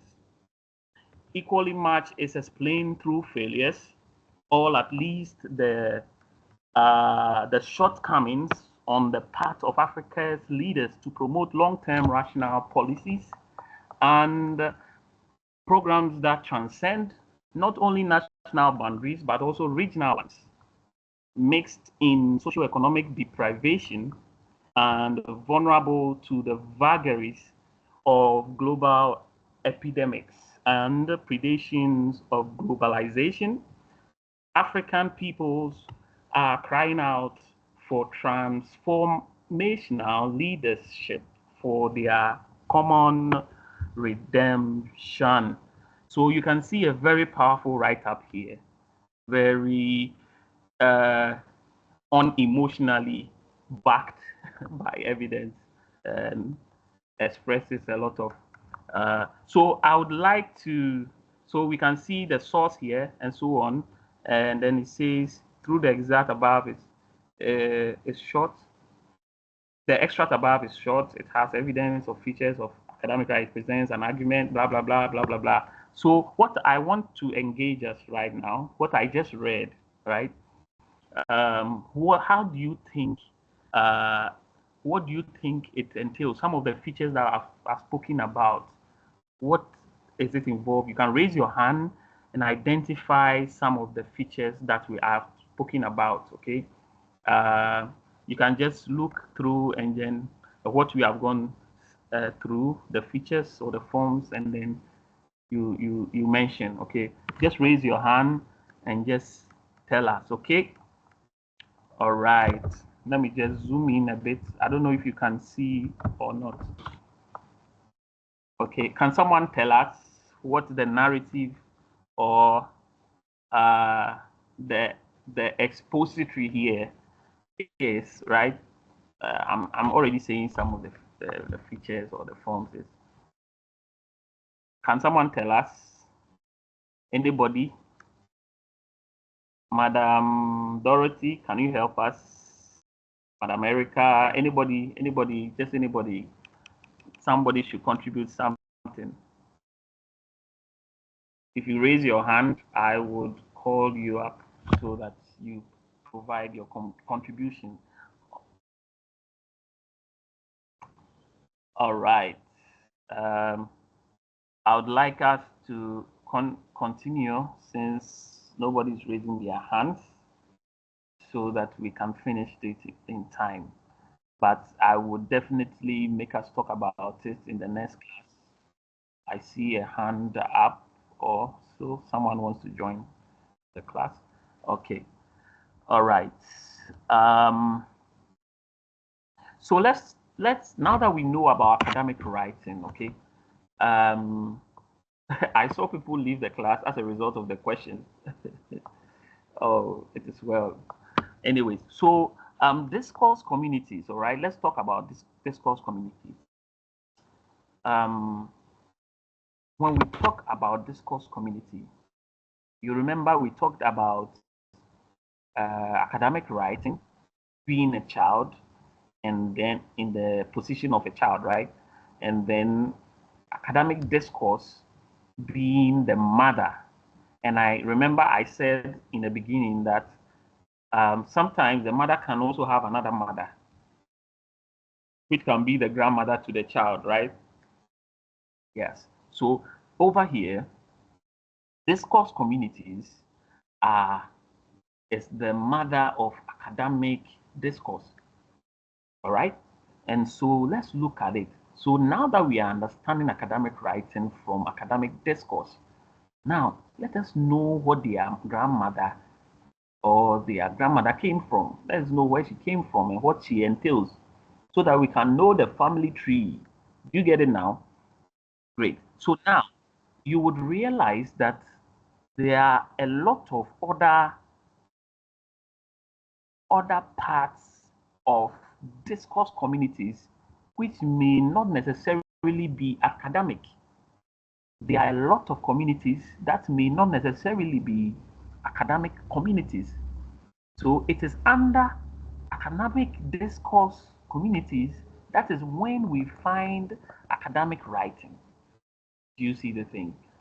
So there are other communities that are not necessarily academic, but they are also communities or they are discourse communities. So let us go and find something about them small, even though this whole course will be about academic writing.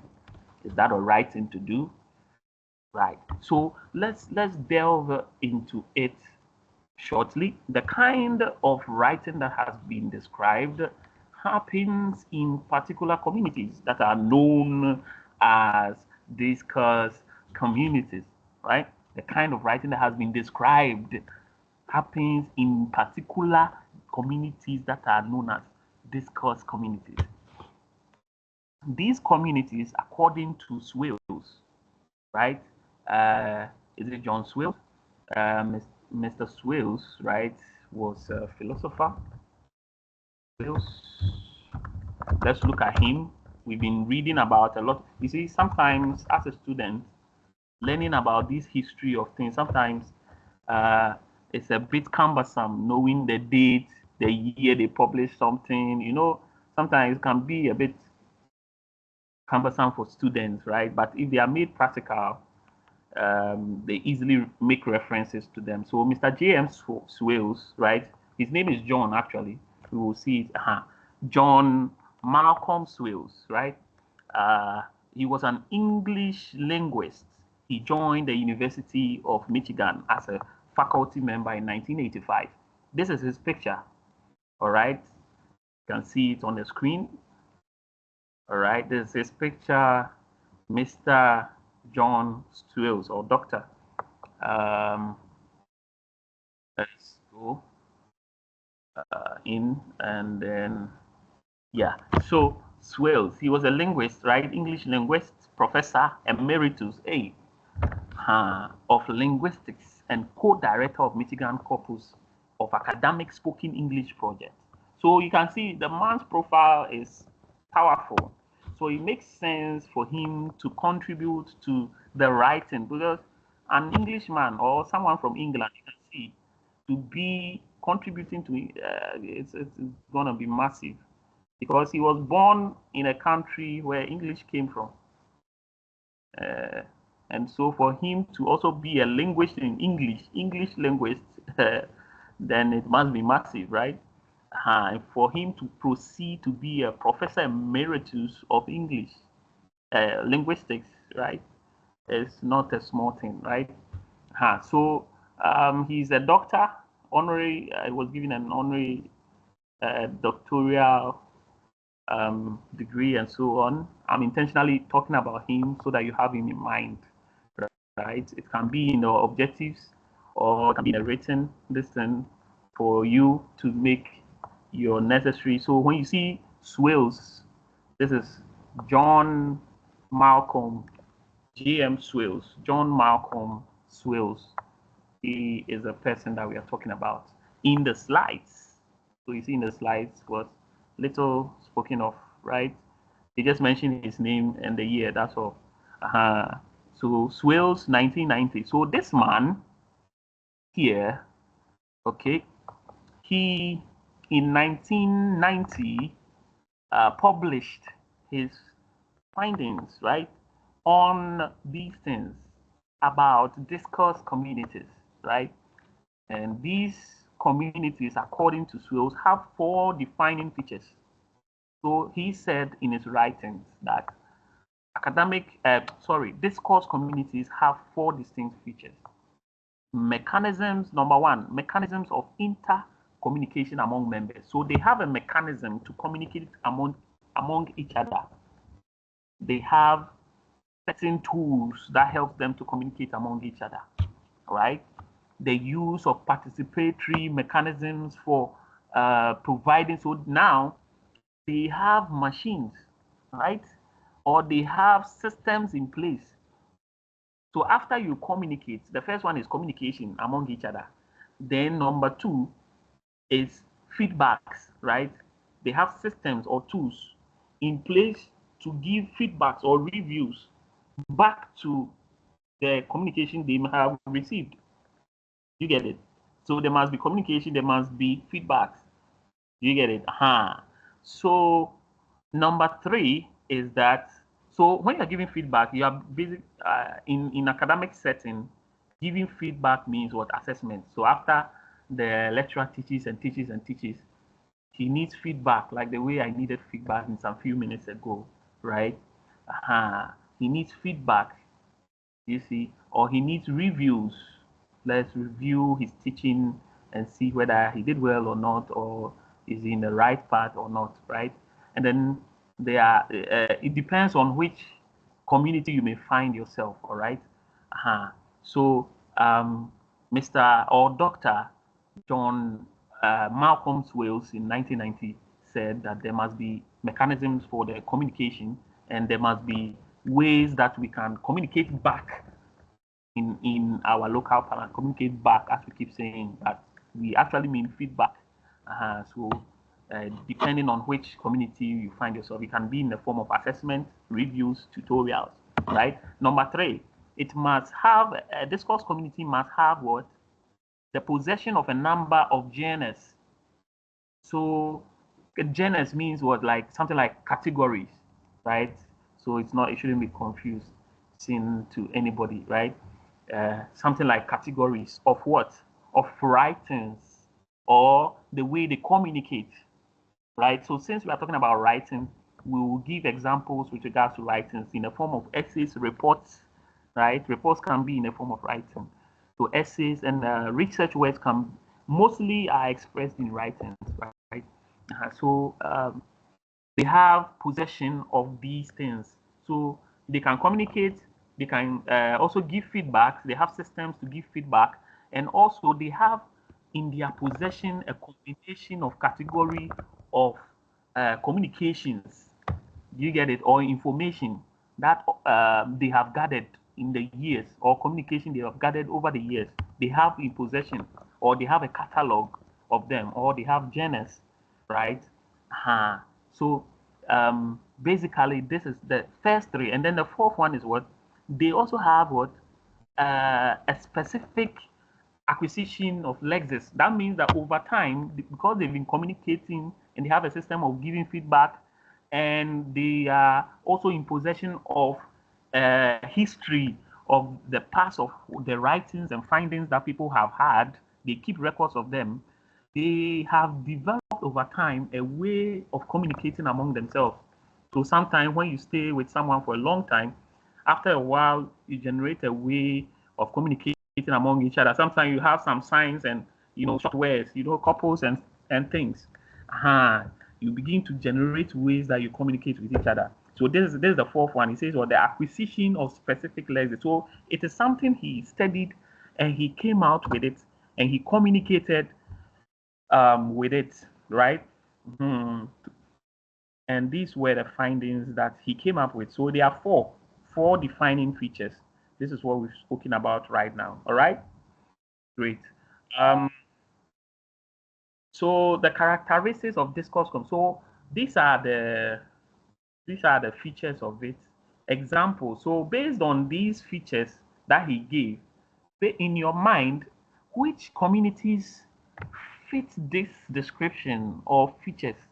So any community that will have all these four features in it, or they have these properties within itself or themselves, then you would have it becoming a discourse community, right?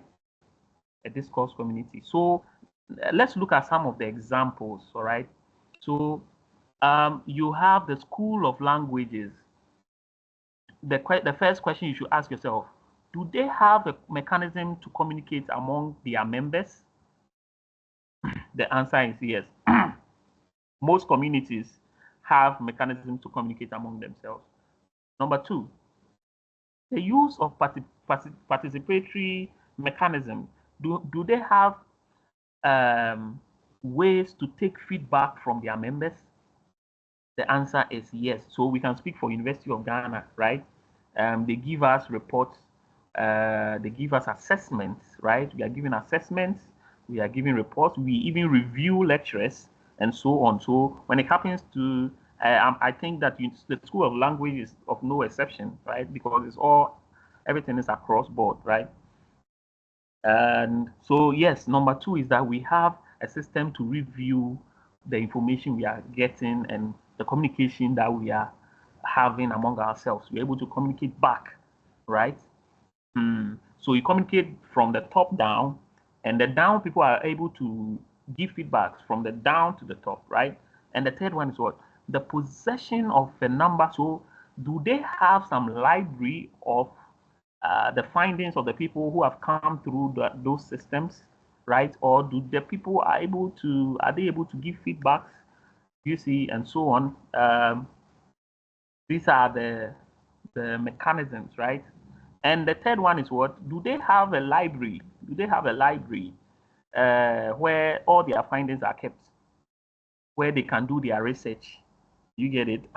Based on what other students or other previous members may have gotten. The answer is yes. And the fourth one is what? The acquisition of language. So have they developed languages or ways that they communicate? The answer is what? Yes. So they fit, based on these features, they fit the discourse community criteria. And this is how come they become a discourse community. So based on these four, I can say the police service or the security service, they are also a discourse community. The police service, they have systems that they use to communicate. They have their own way of communicating. They have systems that they use to give feedback. They have libraries of things that they can use to revisit their previous works and so on, right? We have the sociology department. The same thing, they fit the criteria. Facebook, you see, when you join a Facebook page, right? There's it's a whole realm on its own, right? It also fits the discourse community, right? You also have political science department, right? Those of us who are on LinkedIn, that platform, as well as a professional platform, and it also fits the discourse community. So in a category, right, that fits this John Malcolm Swill's theories of features, then it qualifies to be a discourse community, not necessarily only academic discourse. So under the discourse community, that is when we come to academic discourse community. You see, under the academic discourse community is where we find the academic writing, and this is what we are stating. So you see, the mother gave birth, mother, which is called discourse community, gave birth to academic discourse community, which is one of the facets of discourse community. And then academic discourse community also gave birth to academic writing, because there must be a way they act, the way they communicate, the way they speak, and then the way they write. You see, so the way they write is what we focus on. So they may have goals. Academic discourse communities, they have goals. They communicate from their mother to their mother. They also have communication, a way of participation, right? A way of joining, right? You must be on merit because it's academic. So you have to merit to be a participant, right? And then the categories, you see that they have, the lexis, the way and manner they communicate, right, or write. And then they must have a system of expertise where they communicate the knowledge or they transmit the knowledge among each other, which we studied earlier on, right? Let me see. All right. And also, we have the discourse communities, which is, let me close this one. Yes, discourse communities, reading, writing, and you. So basically, what they are saying here is the discourse communities. When you join, they involve the way you act and the way you speak and the way you write. So if there is a writing, then there must be a reading as well. There are people who are reading and there are people who are writing. You get it? And so these things would require us to learn and read in a certain way, right? So this topic is what will lead us to how we should read, because if you are in an academic discourse community, you should be always on the lookout for information, learning all the time. You get it? So you must be learning, and because it's always involved in learning, and you have sometimes the slides, you see that we started talking I've been talking for over how many hours now? Over 2 hours, right? And we are yet to complete. We are about to complete the lecture 1, and we have learned so much, right? That if you don't have a particular method of reading, you might not be able to cover all that you are to learn within the academic discourse community, that community where you find yourself academically. You get it? So there's a need to adjust and find ways or know the ways that exist that you can learn to read, write, and act, right? So success for you as a student is dependent largely on your being able to function within the discourse community that you belong to. To belong, you must write in ways acceptable to other members of the community. All right, read what has been produced by other members of the community. In fact, it is by reading what has been written by members of the community that you come to know how to write for that community. You get it? So it is very, very important to know all these things. Okay, and so there are 4 ways to read. So if you want to read and learn, especially before we reach this exam period, there are some ways to read so that you get through the various things that you need to do your exam. And so we have 4 ways. So the first one is what? Scanning. So the scanning, it involves quick reading. So you just quick reading through something, and you are just we call it what? Glancing through. I'm just glanced through.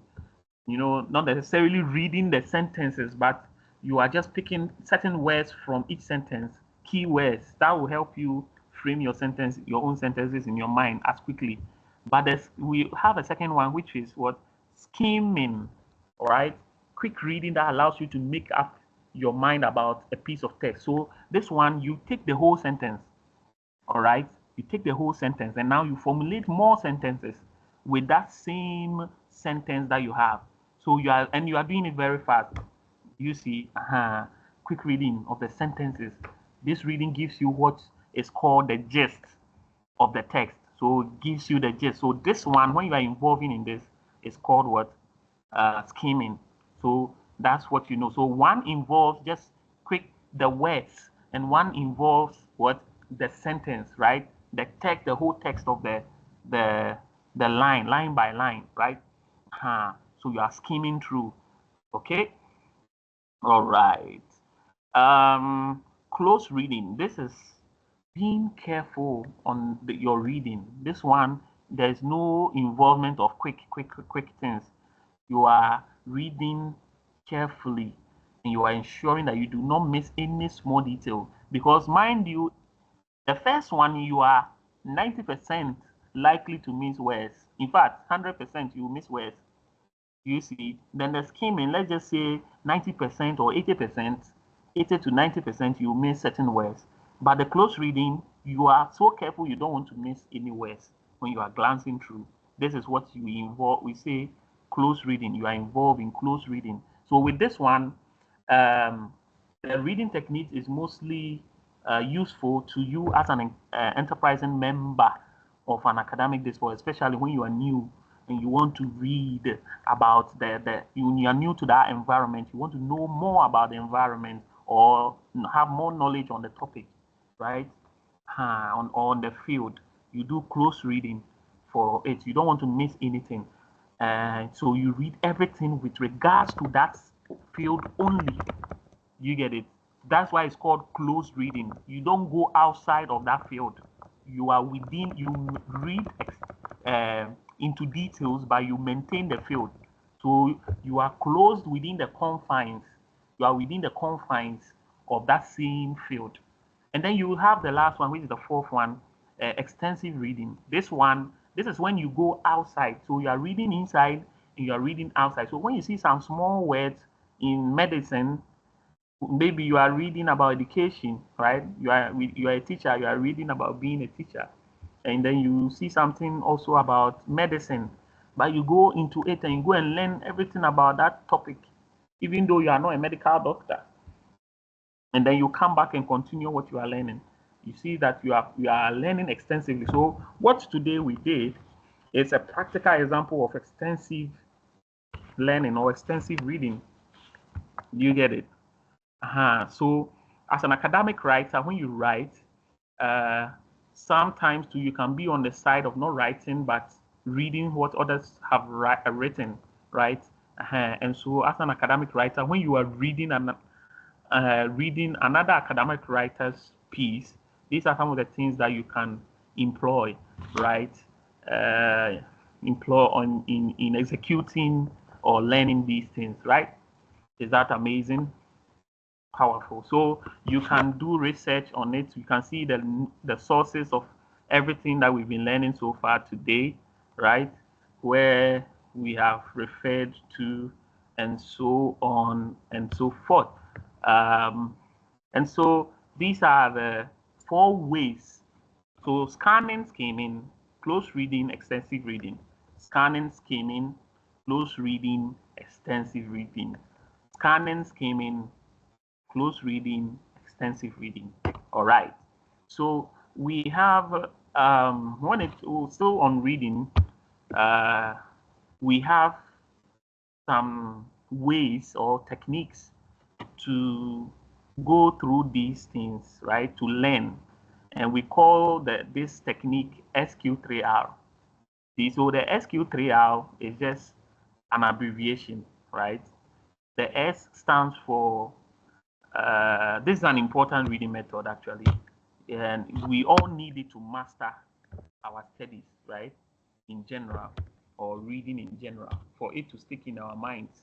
Mind you, the mind works with repetition, it works by association. You see, so this is why I've been associating what we are learning with these things. I make references, I'm creating pictures in your mind's eye so that you can remember, right? I'm also repeating. You said that you realized that I kept repeating these things so that your brain would keep them, right? So let's look at the technical ways. So the first one, the S is survey, right? Review the text to have an initial general idea about it, right? Review it to the text to have a general idea about it, and then the Q is what question you. So you ask question, you brainstorm, right? So you ask question about what you are reading. So the thing that you are reading that you don't understand, ask questions. Or even if you understand, ask yourself questions to see if you can make it into different ways and not just chewing and pouring it. You want to just understand it. You after you review the test to have a general idea, then you ask your own questions to understand it, so that when they twist it in different forms, you can still get it. You get it. 3R. So that means that we have R's that are 3, or R raised to the power 3. So we have read. The first R is what? Read. Closely read the text, making notes, pay attention to every detail, including punctuation, word, meaning. All right. We have recite or recall. Try to remember what you have read, right? I was just saying that the mind works by what? Repetition as well. It remembers by repetition. So try to involve this in your studies. Recite, recall. Yes, we are learning this in academic writing because it's not always that you be on the writing side. To be a good writer, you must also be a good reader. So tell me a good writer, and I'll tell you that he's a good reader as well. All right. Awesome. And vice versa, it also works. That means a good reader could also be a good writer. You get it? So it's very, very important. Recite, recall, and the last one is called review. Review. So after you have gone through all this, then you go through again. You repeat the session, right? So review that what you have recited to test your comprehension. Go over your notes. You see the thing, then you understand the whole thing. So this method of learning or reading is what we call. It's actually for reading, but you can use it for learning. All right, it's what we call the SQ3 out. This brings us to the end of our session today. Let's go through what we have learned today. We learned about we discussed about academic discourse, academic writing, right? We highlighted the features of academic writing, discussed the forms that academic writing takes. We presented the process approach, right, which involved the 3 stages: the pre-writing, the drafting, and the post-writing, right? And discussed the concept of discourse community, right? We talked about the fact that it came from Dr. John Malcolm Swales, right? And highlighted the link between writing and reading. You see, where you will be on the side of reading at times, and then also consider your readers when you are writing. You see, as a writer, and then as a reader, learning the concepts of reading, which we just learned, right? At this point, do you have any questions? Any questions? Any questions?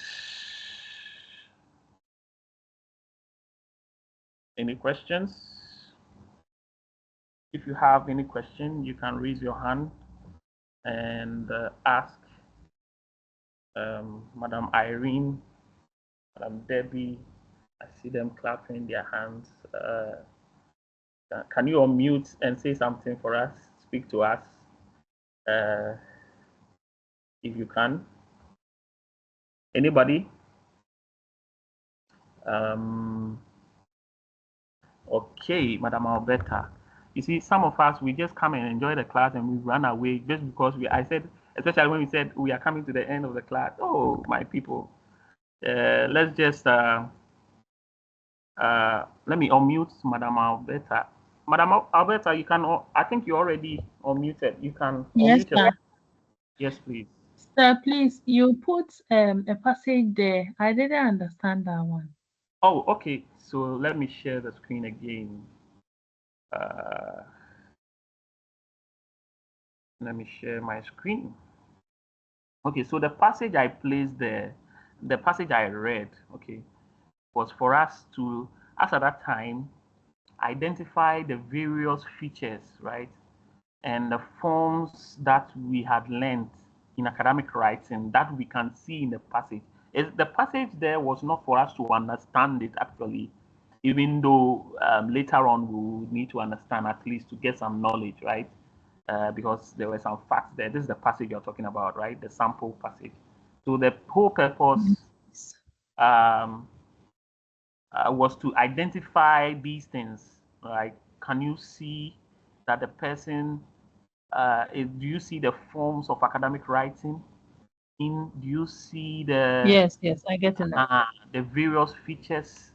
Was it used? Is it multi-voice? Was it referenced?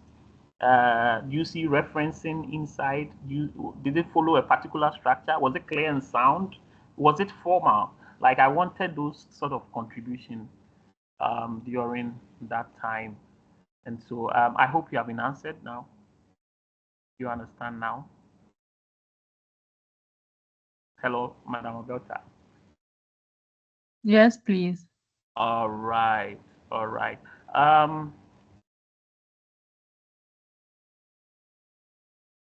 Let me stop the recording. Okay, so this has been a very fruitful session.